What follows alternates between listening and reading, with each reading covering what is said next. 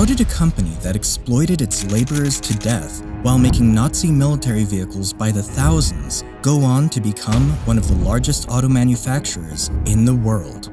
The VW brand has certainly grown into a global automotive powerhouse, boasting such massive brands as Bentley, Lamborghini, Bugatti, and Porsche under the Volkswagen name. But back in World War II, they were among the darkest and most criminal of Germany's war factories, including allegations of design theft for their Beetle and using forced laborers for the majority of their workforce. It seemed like Volkswagen could get away with anything, and the fact that the company was founded by and the Nazis only added to its controversial history. But on the other hand, the company also serves as an incredible underdog success story. Once the Nazis were defeated and the company was left abandoned, it became an unwanted asset. Not even Ford wanted it when it was offered up for free. But even as bleak as things seemed for the company at the time, Volkswagen still managed to reinvent themselves and make one of the strongest comebacks in corporate history. So sit back and relax, because today we're covering the controversial story of Volkswagen, starting with an unlikely figure.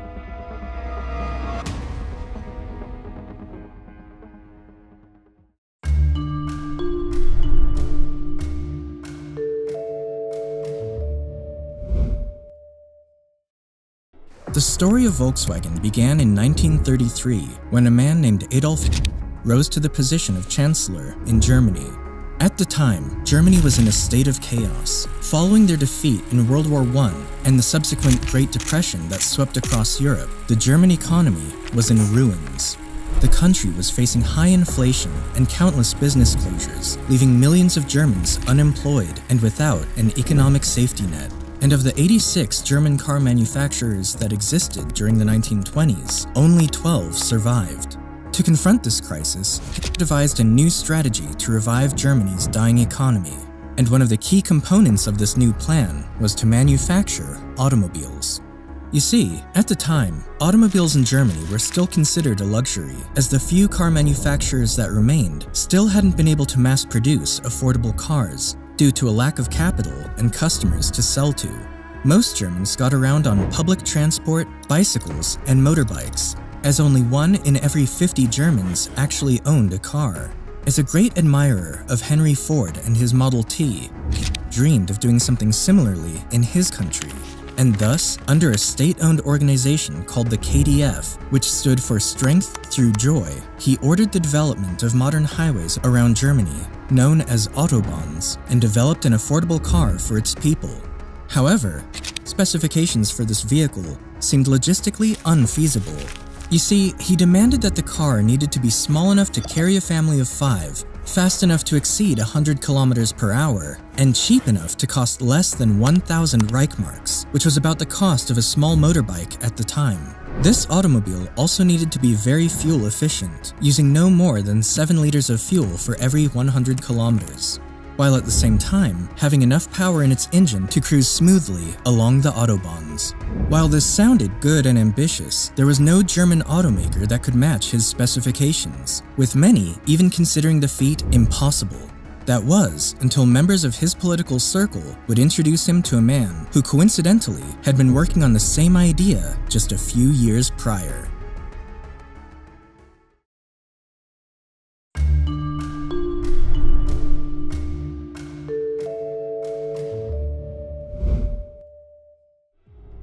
In 1933, he was introduced to Ferdinand Porsche, a Czech engineer who had spent decades perfecting his craft, designing fast and high-performance vehicles for various car manufacturers, aiming to create race-worthy cars that could also be enjoyed by the general public.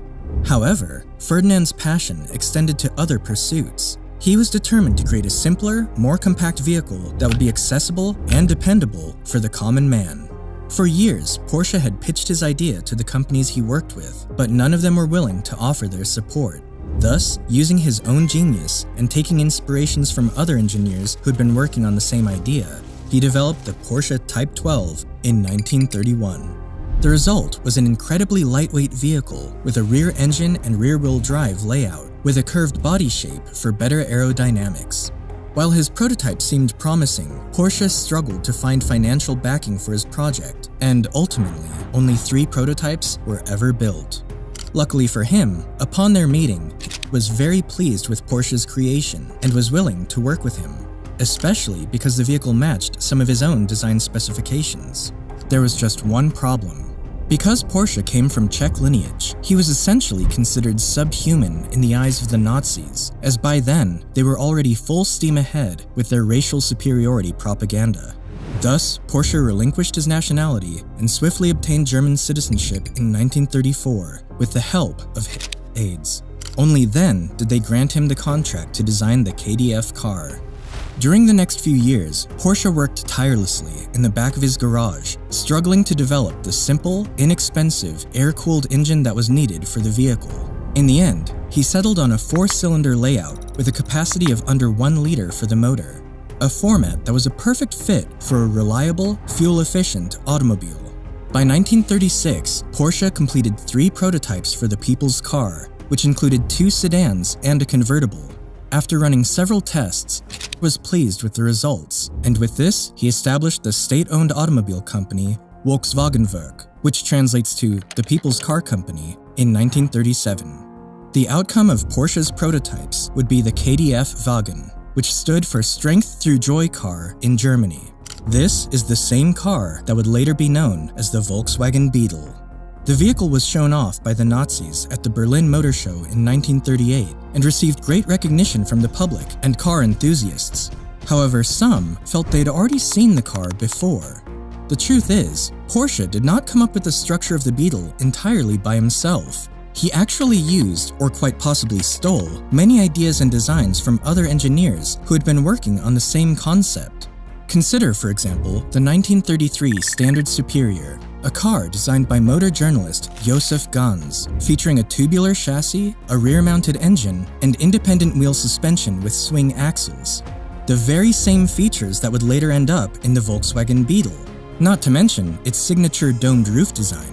Additionally, the Standard Superior was advertised as the German people's car, and even included the word Volkswagen in their ad campaign, years before the Volkswagen Company was founded. Unfortunately, the production of the Standard Superior was shut down after only 2 years, and several members of their team were prosecuted by the Nazis for being Jewish, including Joseph Ganz himself, who was ousted from his position and even imprisoned. Although Joseph Ganz might have played a role in the early concept of the Beetle, the Nazis were able to use his Jewish status to eliminate him as any sort of credible threat in the auto industry, which is largely why he is not a more well-known figure today. Another example of Volkswagen's controversial design history can be found in the Czech auto company Tatra's V570 model, designed by Hans Ledvinka and Erich Jubelacker in 1931. Again, we find very similar features as those of the Beetle, with its rear engines and sleek curved design, as well as a 2-cylinder air-cooled engine. Was actually an admirer of Tatra's vehicles, and had actually remarked to Porsche, "This is the car for my roads." Ledvinka and Porsche would end up meeting regularly to discuss their designs from 1933 onwards. Porsche would later admit, "Well, sometimes I looked over his shoulder, and sometimes he looked over mine." Once the Beetle was completed, Tatra were so incensed by what Porsche had done that they threatened to take him to court for copyright infringement. Although Ferdinand was willing to settle, cancelled this, saying that he would take matters into his own hands. 15 months later, German tanks rolled into Czechoslovakia, invading and conquering their territory, including Tatra's factory. The Nazis then forced Tatra to stop producing the Type 97 in order to avoid comparisons with the Beetle, and shortly after, Tatra dropped their lawsuit.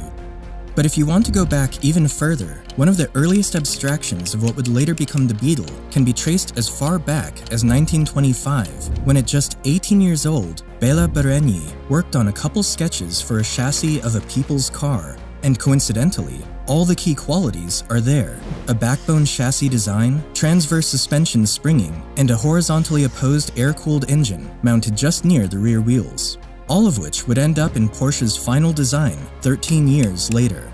But the most shocking similarity of all is the fact that the design Barényi drew for the body of his car was, when compared, nearly identical to the Beetle's body design.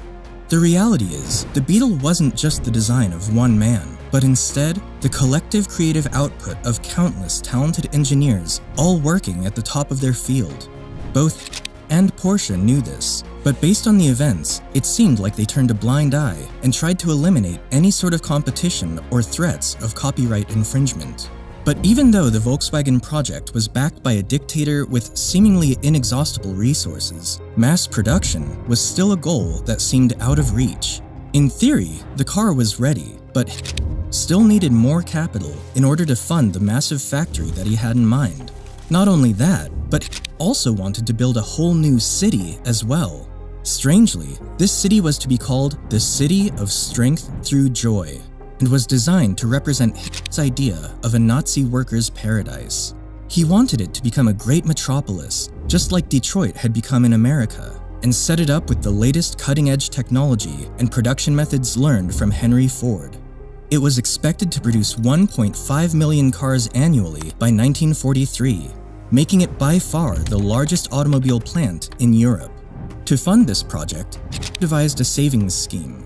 The plan was that German citizens would make installment payments for their KDF wagon before receiving it, by contributing 5 Reichmarks a week until reaching the car's total sum of 990 Reichmarks. That way, people could afford the car, while he could apply those funds toward his city factory.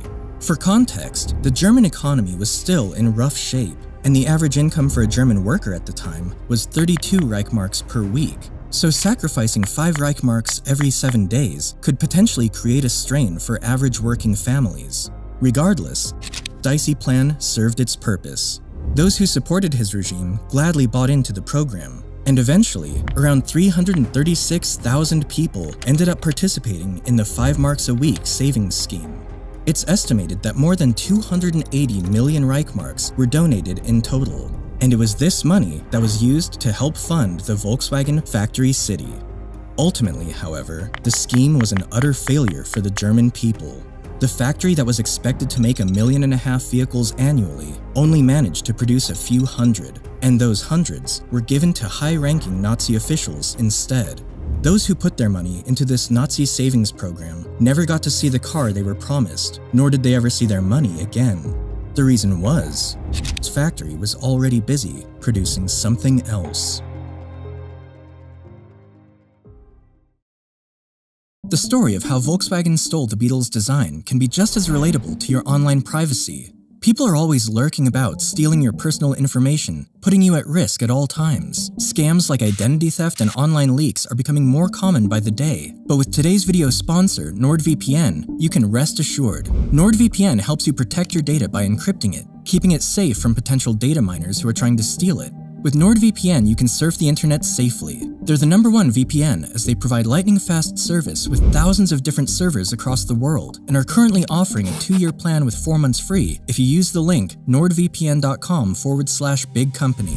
One of my favorite features about them is the ability to change my location. Due to the research needed for my videos, I'm often blocked from certain content because of the country I'm in. But with NordVPN, I can easily change my location to anywhere, anytime, enabling me to access content I normally wouldn't be able to. Once again, to get NordVPN, be sure to use my link in the description below, and if for whatever reason you don't find it useful, you can still get a refund within 30 days. Thank you NordVPN for sponsoring this video. Now, back to the story.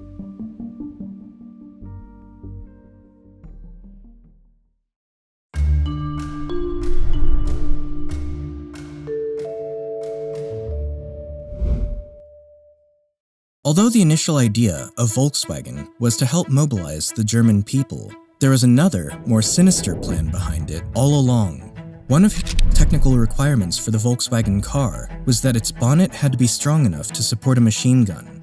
This secretly made the car functionally capable of becoming a military vehicle at any time. So in essence, rather than producing automobiles for the common man, Volkswagen were actually producing a fleet of war machines for the Nazis.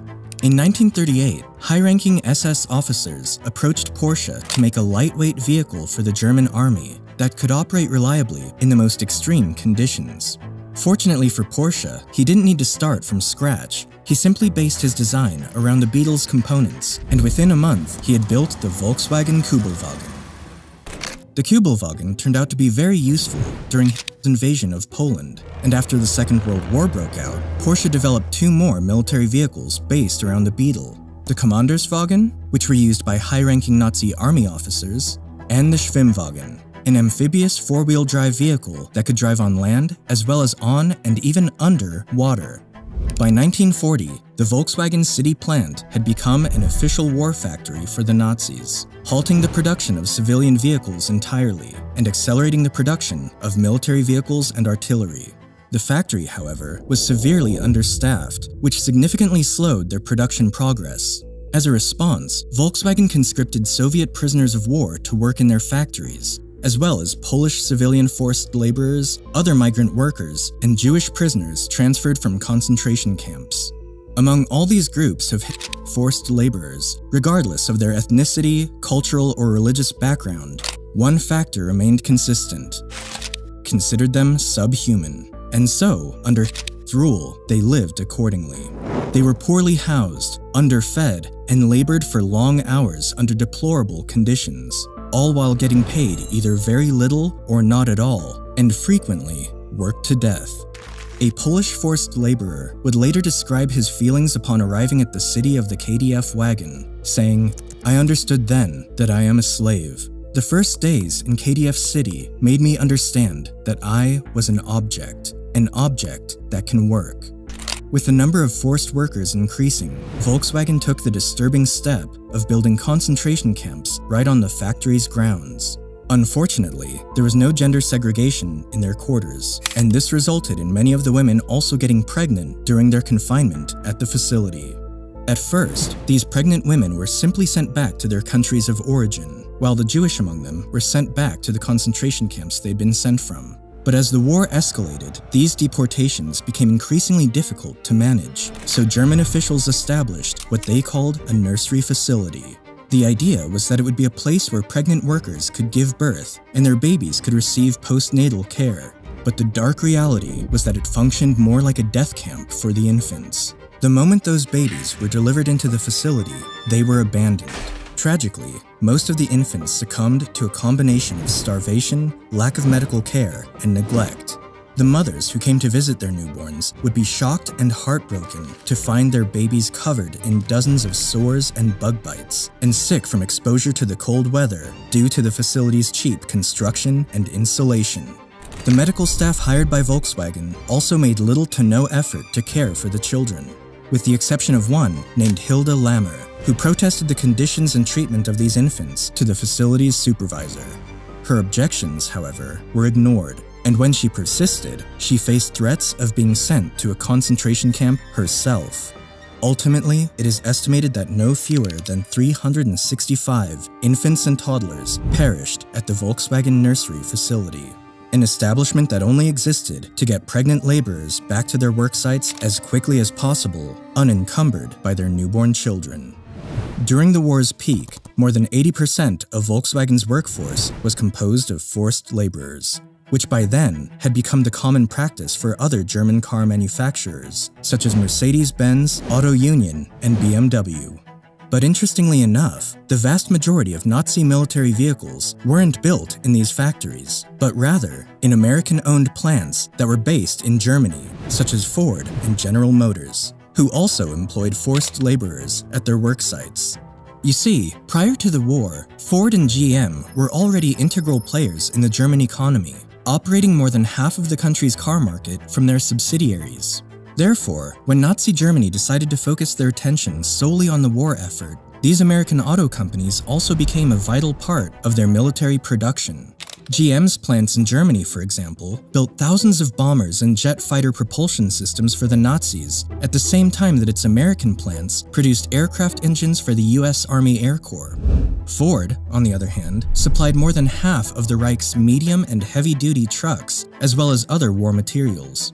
So when the American troops successfully invaded France near the end of World War II, they were shocked to discover they shared something in common with their German enemies. Both sides were using vehicles built by Ford and General Motors. However, while these companies profited from their work with the Third Reich, their German plants became major targets for aerial bombing, as well as Volkswagen's, whose production would often stop and start again as the factory workers feared they could be bombed at any time. Surprisingly, however, they weren't.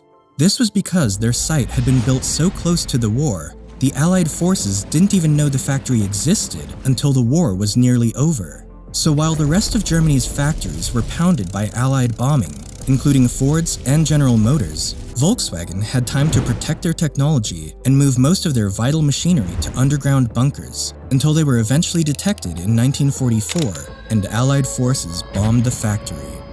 By the time Germany was defeated and the war finally ended, Volkswagen's plant alone managed to produce more than 66,000 military vehicles for the Nazis. The place that was once called the City of Strength Through Joy had become a city of ruins, a mere shadow of its former self. And as for Volkswagen, it languished as a company without an owner since its parent Nazi organization, the German Labor Front, no longer existed. Due to the evil nature of its use during the war, the Allied forces wanted to see Volkswagen destroyed entirely, just like other Nazi organizations. However, the Volkswagen brand is still very much around today, and they are bigger and stronger than ever. So this begs the question, what happened?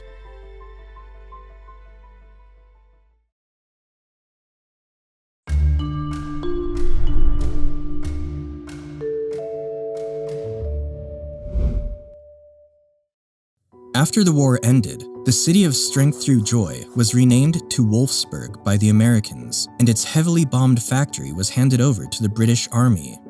Ivan Hurst, a 28-year-old British officer, was assigned to eliminate the factory and discard, dismantle, or sell any existing parts of the production. But as Major Hurst began to sort through the chaos, he stumbled across a prototype of the KDF wagon and noticed that the production machinery was not too badly damaged. In fact, a lot of it was still workable. As an engineer himself, Hurst recognized the potential of the Volkswagen car and knew that it would be a waste to simply throw it all away. The people in the city were also desperate for jobs and affordable transportation, so it made sense to him for them to rebuild the factory and let the people benefit from it, rather than destroying it. But as it turned out, nobody else seemed to share his vision, especially given the factory's Nazi past. Ivan Hurst tried to give control of Volkswagen over to a British manufacturer, but they rejected the offer, stating that the vehicle did not meet the technical requirements of their cars, and that it was quite unattractive to the average buyer. They also deemed the commercial production of such a car to be unfeasible. So, Major Hurst considered a different approach.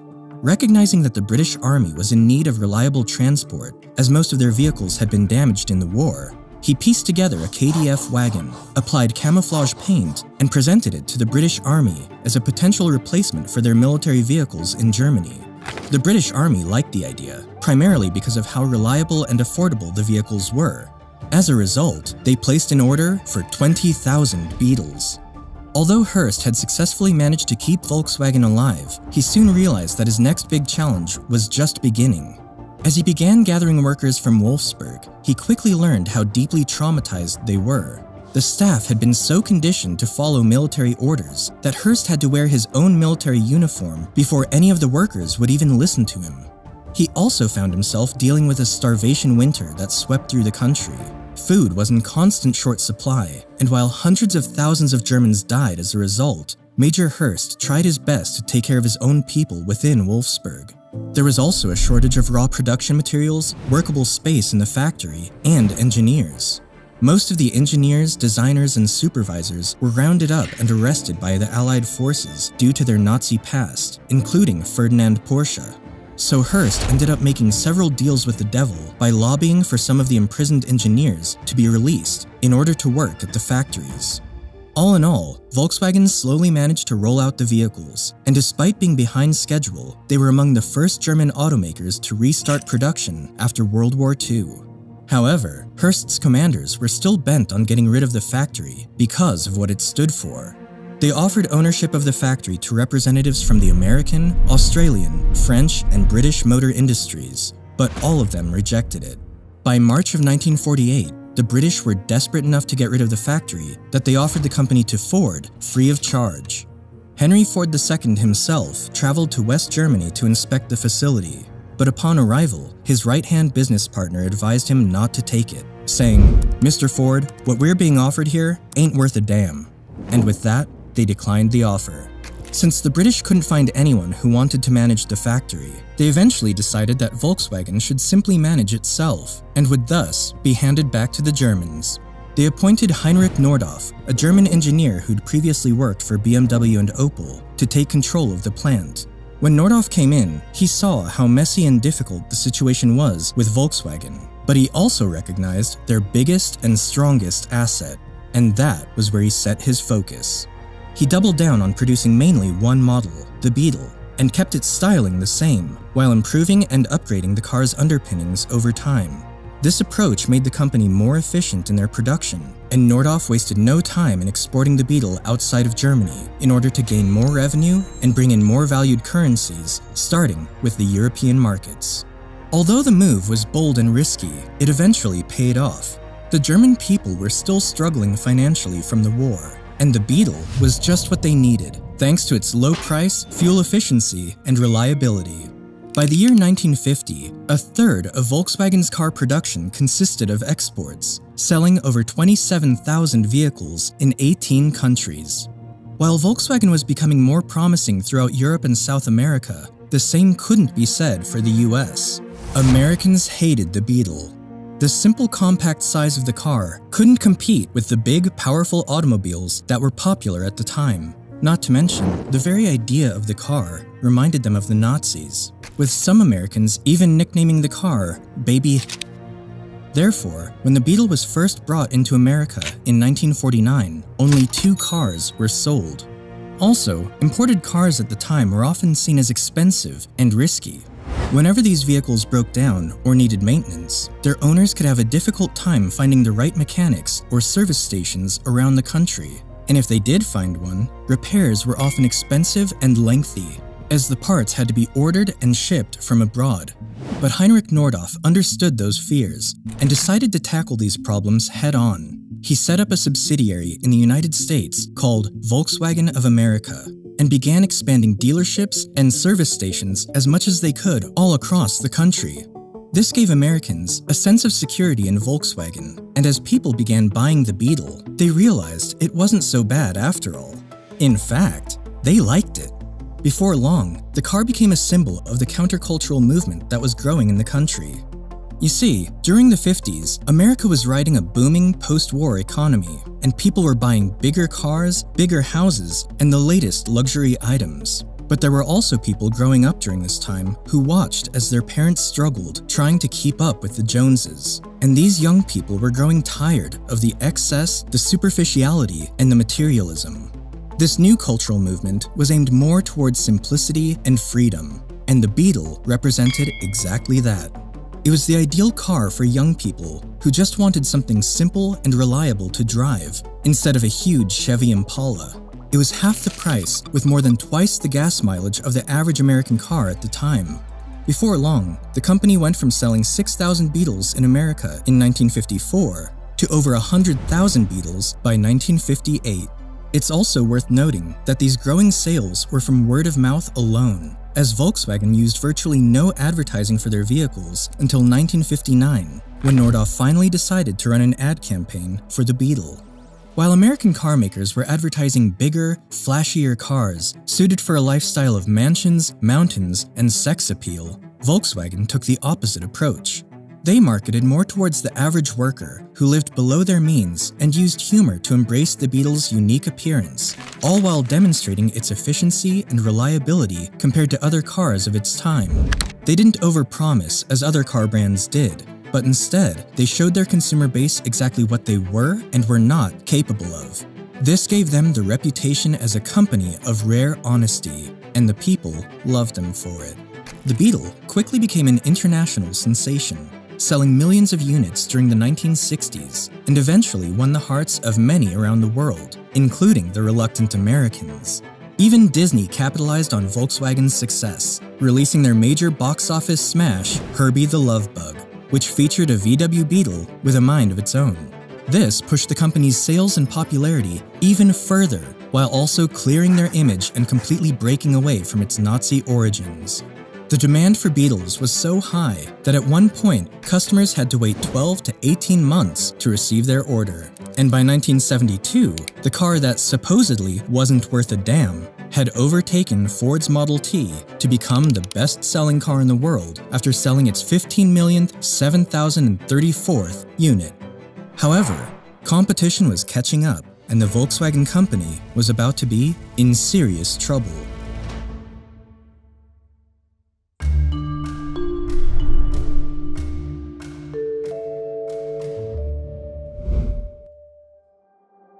While the Beetle was a major success for Volkswagen worldwide, the company wasn't growing or innovating enough to keep up with the American car market. The oil crisis of the 1970s made Americans switch to more fuel-efficient automobiles, and Japanese imports, such as Honda and Toyota, were better suited to accommodate their needs and comfort.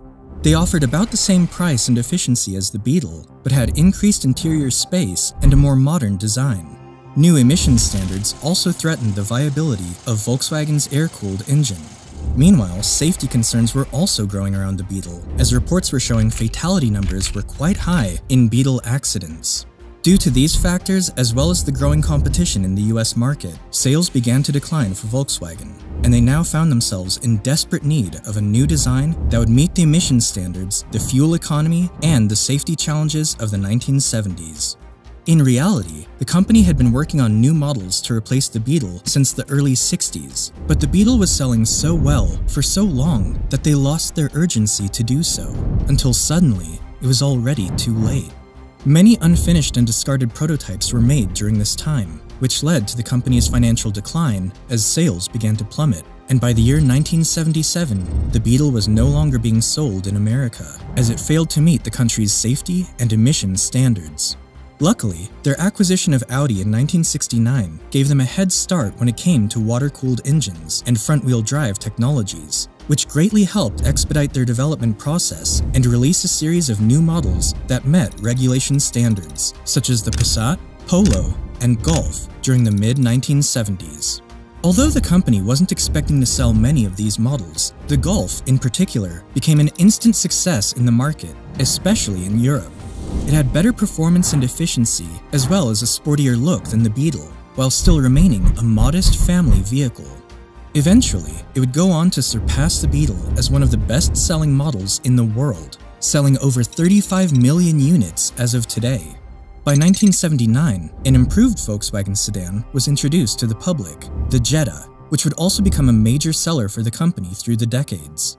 These successes allowed Volkswagen to recover from the Beetle's fall-off, and even helped the company acquire several other car brands over the years, such as Lamborghini, Bentley, Bugatti, Skoda, and Porsche, making them one of the largest auto manufacturers on the planet. However, while Volkswagen managed to grow its presence and influence around the world, things weren't looking so good for them in America. The honesty and trust that they had built with their customers was now about to change.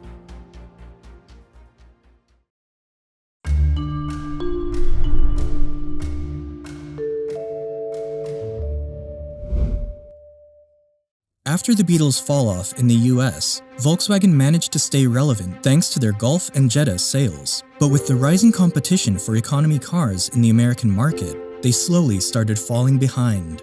Buyers simply had more options to choose from, and Japanese automobiles were becoming increasingly popular, as they were much cheaper and had better fuel efficiency. By 1993, Volkswagen's US car sales had fallen to a meager 63,000, compared to the 574,000 sold in 1970. People were no longer taking Volkswagen seriously in America, and dealerships began closing down at a rapid rate all around the country. In response to this, the company decided to bring back the car that made them successful in the first place, and in 1998, a new version of the Beetle was released to the public. Unlike the original one, the new Beetle featured more modern comforts and technology, with front engine and front-wheel drive while still maintaining their trademark curved body design. By tapping into their client base's nostalgia for the classic Beetle, Americans rushed out to get a taste of this updated version, bringing the company waves of new clients, new sales, and recognition for their ability to reinvent themselves. The third generation of the Golf and Jetta also continued to perform well, and by the year 2000, around 350,000 Volkswagens were sold in the US, with 81,000 of those coming from the new Beetle alone. But the hype wouldn't last for long, and sales of the Beetle plummeted shortly after, and the company was back to dealing with its struggles. Even if the new Beetle succeeded long-term, it couldn't hide the fact that something wasn't right with Volkswagen. You see, the problem was that the company had long betted on small vehicles, and while this paid off during recessions and fuel crises, American buyers had switched towards larger vehicles over time, such as SUVs. Volkswagen was slow to identify this trend, and even after introducing their own SUVs, they were often judged as being too small and too expensive, with too expensive being one of the brand's major complaints. With the purchase of other luxury car brands, Volkswagen had included some of those premium technologies into their own vehicles, even in their lower-end models, and this naturally made them more expensive. While this was common for their European markets, Americans didn't want to pay premium prices for a brand that built its name and reputation selling affordable vehicles for common, working people. Since then, Volkswagen has, intentionally or otherwise, positioned itself as a near-luxury car brand in the eyes of many Americans. For a while, the only thing that made the company stand out from the others was their economical, clean diesel offerings, which made sense at a time when gasoline prices were setting record highs in 2008, leading Volkswagen to receive the Green Car of the Year award in 2009.